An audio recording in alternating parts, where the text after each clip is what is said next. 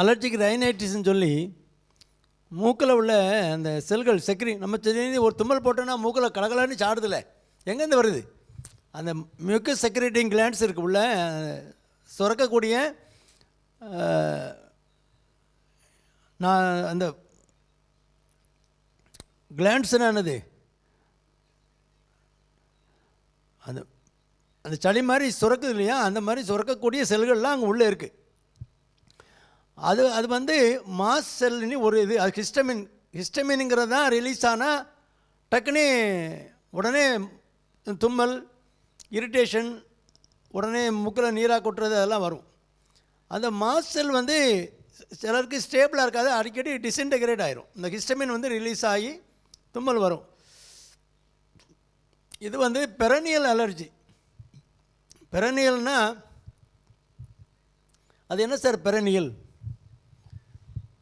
இப்போ தாமிரபரணி வந்து perennial river, வருஷம் பூதா தண்ணி ஓடுனதா பெரனியல்னு அர்த்தம். வருஷம் பூதா தண்ணி ஓடினா இட்ஸ் எ பெரனியல் ரிவர். மற்றபடி வைகையெல்லாம் பெரனியல் ரிவர் கிடையாது, காவேரி கிடையாது. தாமிரபரணி மட்டும்தான் பெரனியல் ரிவர் தமிழ்நாட்டில், ஜீவநதி. அதே மாதிரி நமக்கு ஜீவ ஊத்து மூக்கிலேருந்து வருது. அது ஒரு மாத்திரையை போட்ட ஆன்டி ஹிஸ்டமின், அந்த மாஸ் செல் இருக்குல்ல, அதை ஸ்டெபிலைஸ் பண்ணக்கூடிய ஒரு செல். ஒரு மாத்திரையை போட்டால் 24 மணி நேரமும் அதை ஸ்டேபிளாக வச்சுக்கிட்டோம், அது உடஞ்சி ஹிஸ்டமின் ரிலீஸ் ஆகாது, தும்மல் வராது. ஒரு மாத்திரை நைட்டு போட்டுக்கலாம். அது வந்து சில மாத்திரைகள் வந்து செடேஷன் வரும், தூக்கம் வரும். படிக்கிற பிள்ளையாக இருந்தால் நைட்டில் போட்டால் பகல்லையுமே டல்லாக இருக்கும். நான் செடேட்டிங்காக இருக்குது, தூக்கம் வராத அளவுக்கு உள்ள மாத்திரைகள், அதை ஸ்டெபிலைஸ் பண்ணக்கூடிய மாத்திரைகள் இருக்குது. டெய்லி ஒரு மாத்திரையை போட்டுட்டு வண்டியை ஓட்ட வேண்டியதான். அப்புறம் மூக்கில் சொட்டாக தண்ணியாக விழுந்துருது அப்படின்னா அதுக்கு ஒரு ஸ்ப்ரே இருக்குது, ஸ்டீராய்டு ஸ்ப்ரே. அது ரொம்ப மினிமம் டோஸில் தான் இருக்கும்.